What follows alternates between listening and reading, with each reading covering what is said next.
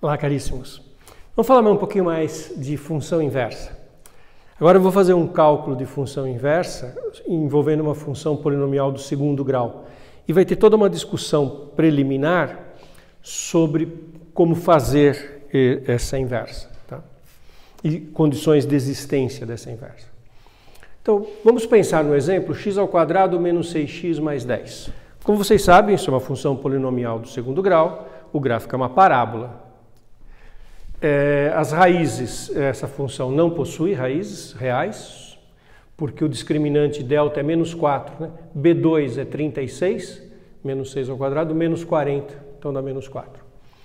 Vértice, o x do vértice é menos b sobre 2a, menos b é 6 sobre 2a, o x do vértice é 3.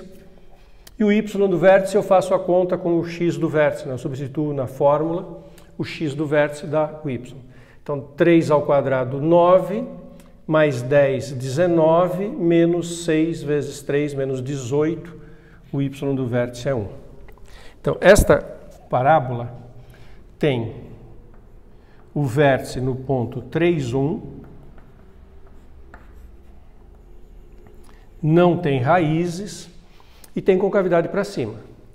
Observe que como o termo independente é 10, ela vai cortar o eixo dos y no 10.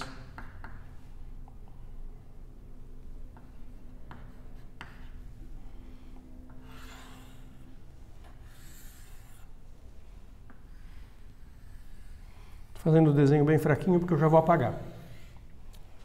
Então, tem aqui uma parábola com um vértice no 3, 1, sem raízes e concavidade para cima. Ora, essa função não é sobrejetora e tampouco é injetora. Então ela falha nas condições de ter inversa. Por que ela não é sobrejetora? Porque o conjunto imagem de uma parábola é do vértice para mais infinito ou do vértice para menos infinito, dependendo da concavidade ser para baixo ou para cima. Essa aqui tem concavidade para cima. Então o conjunto imagem dessa função é o intervalo que vai do 1 para mais infinito. Começa em 1, o conjunto imagem é só os valores de y acima do 1. Não tem gráfico para o lado de baixo. Então o conjunto imagem é mais 1, mais infinito. E ela não é injetora, porque diferentes valores de x têm mesmo y. Se eu pegar aqui o x igual a 1 e o y igual a 5, vai dar o mesmo valor. Eles são simétricos em relação ao 3, né? O gráfico tem dois ramos da parábola simétricos em relação ao vértice. Então também não é injetora. Então não tem inversa. Agora, uma coisa que a gente faz, eu vou fazer aqui, a gente faz com as funções trigonométricas. A gente restringe o domínio e o contradomínio e a gente pega só um pedaço do gráfico onde ela fica sobrejetora, onde ela fica injetora e, portanto, ela fica invertível. E o que eu quero mostrar para vocês é como é que eu calculo a inversa quando é uma função do segundo grau. No vídeo passado, de função de cálculo da inversa, eu fiz para uma função do primeiro grau, que era muito simples. Eu tinha lá o y igual a 2x menos 4, e eu simplesmente passei os termos para lá e isolei o x. Aqui vai ser mais sutil. Então, o que eu vou fazer? Eu vou considerar uma nova função. Vou usar a mesma letra f, tá? Para não carregar demais a notação, mas o mais correto seria usar outra letra, né? Porque eu mudei a função. Mas era assim, eu vou pegar a f definida do 3 no mais infinito, a valores no 1 mais infinito, dada por essa mesma fórmula. F de x igual x2 menos 6x mais 10. Se eu quisesse ser assim, bem formal na maneira de escrever, eu usaria outra letra, porque eu mudei a função, né? Mudei o domínio e mudei o contradomínio. Que função é essa? Essa função não tem esse gráfico aqui. Primeiro, ela só está definida de 3 para cima, que no caso é para a direita, né? Eixo do x, das abscissas. Então ela só está definida de 3 para a direita. E o conjunto imagem, o conjunto de chegada, o contradomínio, melhor dizendo, é o 1 mais infinito.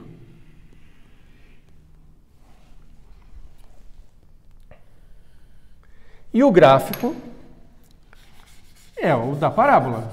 Não mudou a natureza geométrica da função. Na verdade, eu poderia dizer isso de uma outra maneira. Eu peguei meia parábola, peguei o ramo direito da parábola, com domínio 3 mais infinito e imagem 1 mais infinito, e gráfico o ramo do lado direito da parábola. Esta função é bijetora. Bom, eu alterei tudo para que ela ficasse bijetora, né? Tudo foi feito para que ela ficasse bijetora. O que é o novo conjunto imagem? Bom, o conjunto imagem é 1 mais infinito. Já era este o conjunto imagem. Só que agora eu também tomei o contradomínio como sendo 1 mais infinito. Então, imagem é igual ao contradomínio sobre vetor. Não tem mais repetição de valores, porque eu apaguei um ramo da parábola, então só ficou um ramo, não tem mais repetição de valores. Ela é bijetora. Então, ela tem inversa. E agora é isso que eu vou mostrar para vocês como que eu faço. Cálculo da inversa.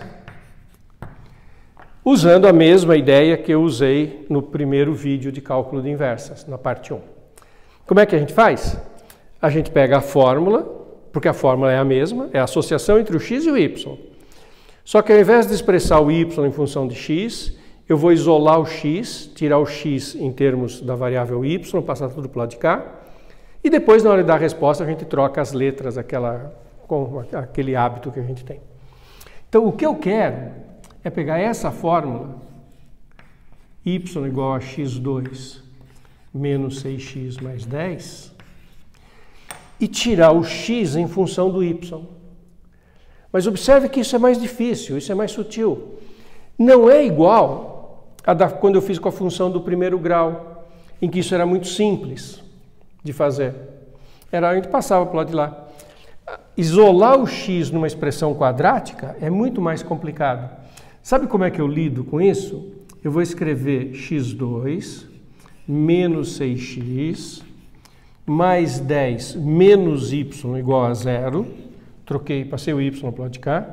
E agora eu vou olhar para isso como se fosse uma equação do segundo grau, em que o A é 1, em que o B é menos 6 e em que o C é 10 menos y. E vou aplicar a fórmula resolutiva da equação do segundo grau. Porque a fórmula resolutiva da equação do segundo grau, se você refletir em termos do significado mais profundo do que é uma fórmula resolutiva de uma equação, você tem a equação complicada. A fórmula resolutiva te dá uma coisa que é equivalente, que é a mesma coisa. Isso é muito filosófico. Ele te dá a mesma coisa, só que numa formulação simplória. Pensa na equação do segundo grau. Você tem uma equação complicada de grau 2. Quando você aplica a fórmula, você chega em x igual a 3 ou x igual a 4, que é a mesma informação que estava na equação original. Que o x era 3 ou 4 já estava lá, eram as soluções da equação do segundo grau. Só que quando a gente olha para a equação do segundo grau, a gente não mentaliza que são essas as soluções. Eu aplico a fórmula, faço as contas, eu chego em x igual a tanto e tanto. Do ponto de vista da teoria da informação, a informação que estava na primeira está na última. Só que a última eu compreendo e a primeira não. É engraçado pensar nisso como resolução de uma equação. Parece que, do ponto de vista matemático, nós não fizemos nada.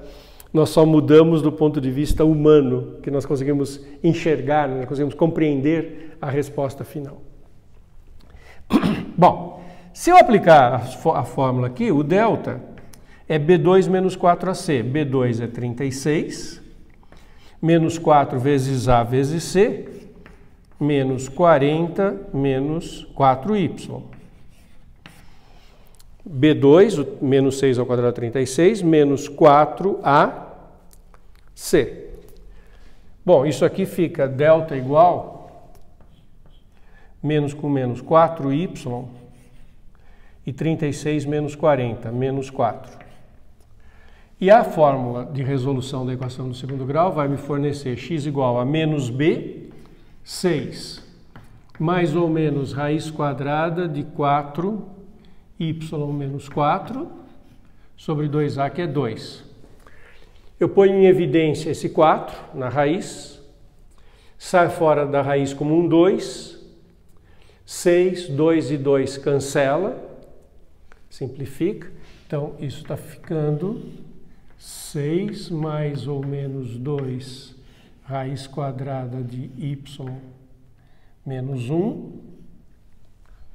Não é coincidência, o y é maior do que 1, y menos 1 é positivo, tem a raiz, sobre 2. Ou seja, o x é igual a 3 mais ou menos raiz quadrada de y menos 1. E na hora de dar a resposta, eu volto, inverto nas variáveis, para ficar de novo um y genérico em função do x.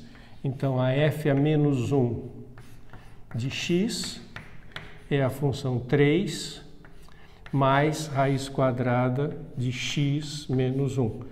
Eu troquei, estou chamando agora aqui de y e aqui de x. E por que eu abandonei o menos? Porque a parábola tem dois ramos. Para um dado y, quando eu fiz essa conta, para um dado y havia 2x. E eu só estou trabalhando com o x maior, do que 3. Então eu selecionei o sinal de mais e não o de menos. E essa é a fórmula da inversa. Olha que interessante. Definida, é claro, com que domínio? Quem é o domínio dessa inversa? X maior do que 1.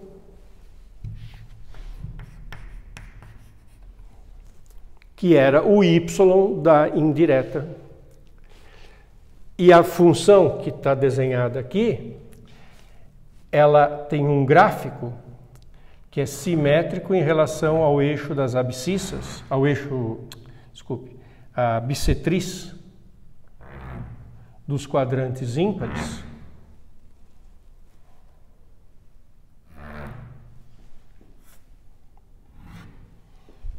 Então, o meu gráfico da função inversa tem que ser simétrico em relação a esse.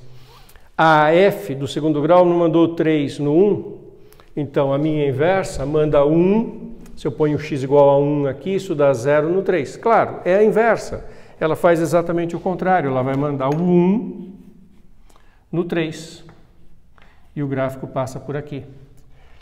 E o gráfico é totalmente simétrico em relação à reta y igual a x, que é a bissetriz dos quadrantes ímpares. Esse gráfico vai fazer a cara de gráfico de parábola, de raiz quadrada, que é simplesmente uma parábola deitada. Então, o gráfico é super lindo, gráfico da parábola e o gráfico da inversa, que tem uma raiz. E eles são reflexo, imagem e reflexo num espelho imaginário na reta y igual a x. Encontram a reta y igual a x nesse ponto aqui, em que as duas coincidem. Tem um apelo geométrico lindíssimo. Muito interessante, né, essa formulação, e inclusive com a percepção de como que esses gráficos se relacionam. Muito rico, né, esse exemplo. Não vou fazer nesse vídeo, né, mais tarde, uma outra ocasião eu volto. Um procedimento parecido de pegar o gráfico da função, não é bijetora. A gente corta um trecho, restringe o domínio, restringe o contradomínio, pega um pedaço em que ela fica bijetora e considera inversa. A gente faz para outras funções. A gente faz para as funções trigonométricas. Num procedimento muito parecido com esse, mas eu farei numa situação específica, né, vou me dedicar só para isso, que aparece aquele famoso que deixa também a gente, né, cheio de sustos quando aprende pela primeira vez, depois a gente passa a dominar. Lembram do arquisseno, arquicosseno, que são as inversas das trigonométricas? É um procedimento muito análogo a esse que eu fiz aqui, mas isso eu faço em outro vídeo. Legal?